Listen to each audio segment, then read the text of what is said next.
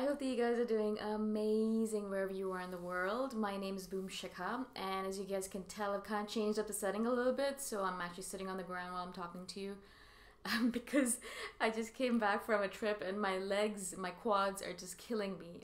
We walked a lot. I think I walked 20, 30,000 steps every single day for 10, 15 kilometers every single day, so I'm a little bit tired. In this video, I wanted to speak to you guys about how INFJs have this haven that they've created for themselves, wherever it might be. So this is my haven. This is my apartment. I'm in Chiang Mai right now, and this is an apartment I rented. It's not, I don't own this place, but this is my haven. I've created this sanctuary for myself. It's really quiet, and it's perfect, and it's peaceful. There's no one around. I don't know anyone in the building, so no one comes and visits me. No one knows where I live. All my family is back in Toronto, so it's great because I can just be here by myself and know that no one's going to bother me. Not that family bothers you, it's just, I have this space to be by myself. And I can be as loud as I want because I don't know anyone around me, so they're all strangers, and so they don't care really. And if they do, they can tell me, I'm not really bothered by that. And I have a space to sleep, and I have my computer, my desk, my computer on it, and a bathroom, and that's really all I need. And so it's a perfect haven that I've created for myself. And I think as an INFJ, we all do this. All INFJs, I think all introverts in general, but specifically all INFJs, because this is an INFJ channel, they create this haven for themselves. It's a sanctuary. It's a safe space. It's their cave. This is my cave. I even though my balcony doors are always open, and even though I can see the outside world from my windows, it doesn't mean that I actually want to invite the outside world into this space of mine. This is a sanctuary of mine. It's a haven, as I said. And I want it to be safe from outside influences. You know how, like, those people, I don't want to call them hippies, but people who use sage to kind of cleanse their space. I feel like INFJs use their energy, my energy, our energy, to cleanse their spaces as well. So once I get into a new apartment, because I move around a lot, or any kind of new hostel room or whatever it might be, I go in and I send in my energy to this new space in order to make it my own, in order to remove all of the negative energies of the people beforehand, and to make that energy, my energy, be the primary energy of this space, right? It's a really interesting abstract concept really, because it's not something that I do consciously. I mean, unless I know there has been really negative energy in this space and I can really feel it, then I'll consciously do that. But mostly when I enter into a new space, I'll just unconsciously or subconsciously send out my energy into the space and let my energy invade the space, so that all of the other energies that are in the space kind of dissipate, just disappear or move away or fly away, whatever it might be, however you want to imagine it. But we don't like it when other people's energies come into our space. That's one of the main reasons why I don't tell people where I live. They know that I live in Chiang Mai. Most people know that I live in Chiang Mai now, obviously. You guys have heard me say this a billion times. But I try not to let people know exactly where I live. I don't tell people my building is. I don't like telling people, unless, I know that they're not going to come visit because they're not in the country. My mother knows, obviously. My parents know, my family knows, because they worry about me. But mostly I try to keep it a secret. Not that it's a real big secret. I mean, if you wanted to find out, you could. Just because I don't like when people drop in on me. I know it's never going to happen. No one really wants to come visit me. I know it's the truth, right? No one really cares to come visit me. But for me, as an INFJ, I have this incessant desire to keep my space pure and just away from all of those energetic influences, right? I just want it to be safe. I want it to be my own space. I don't want anyone else coming into it and tainting it or contaminating it. I really think of it as contamination. I think that as soon as someone else is going to walk into the space, it's going to be contaminated by their energy. Even as simple as the cleaners coming in. Because this is Thailand and labor is cheap, I have a cleaner that comes in every 7 to 10 days and does a quick clean. It's a tiny space, so really it doesn't need that much cleaning. But they come in and do their cleaning. But I know these ladies. They're really good ladies. I think there are a couple of lesbians who live downstairs in this building. They're the maids that do the whole entire building. they do two buildings actually, this one and the other one.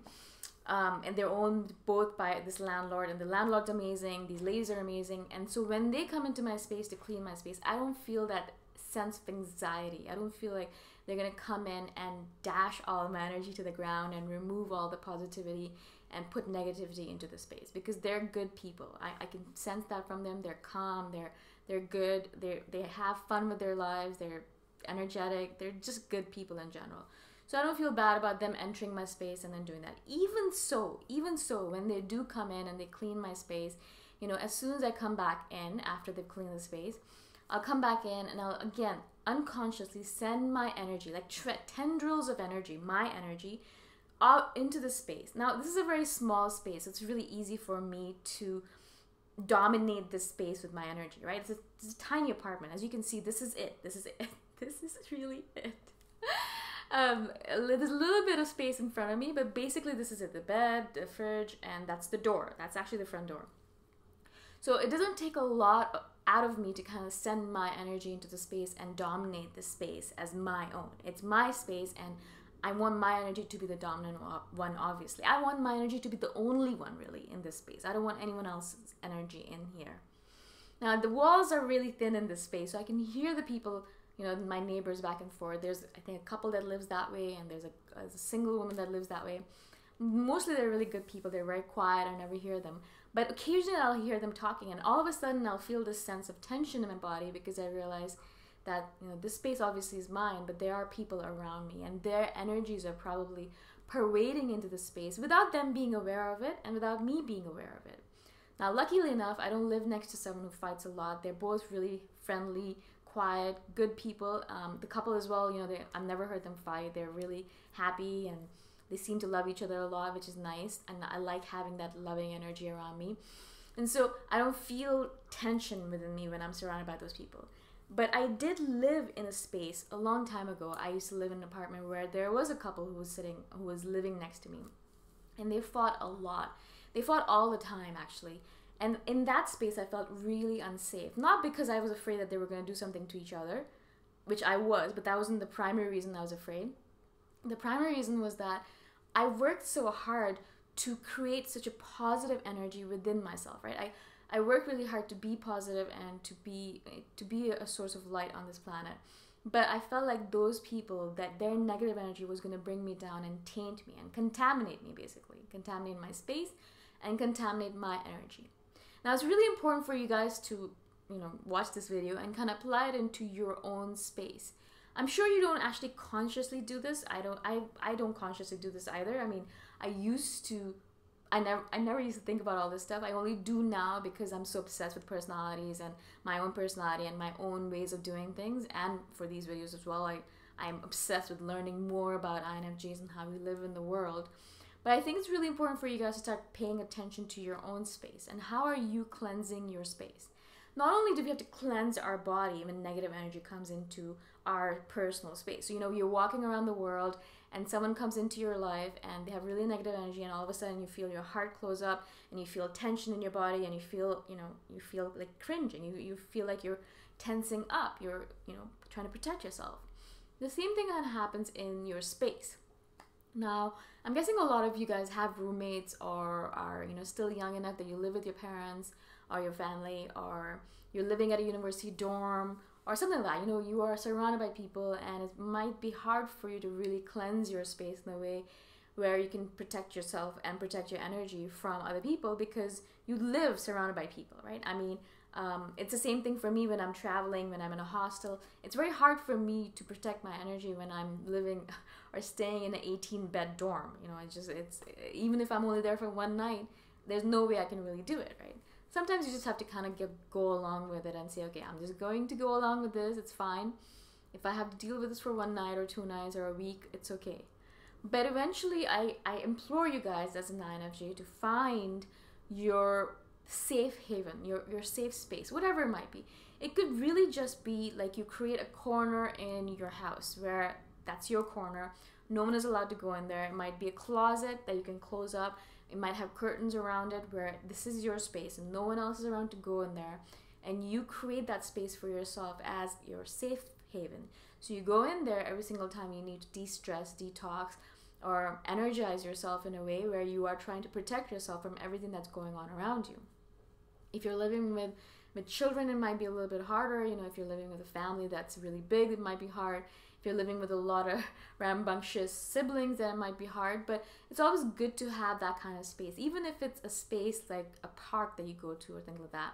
Really, ideally though, obviously you'd want a space like this. You'd want an apartment or a room where you can go and escape into, where that is your space, that is your energetic space, and all of your energy is in that space, and that the only energy that is in that space is your energy.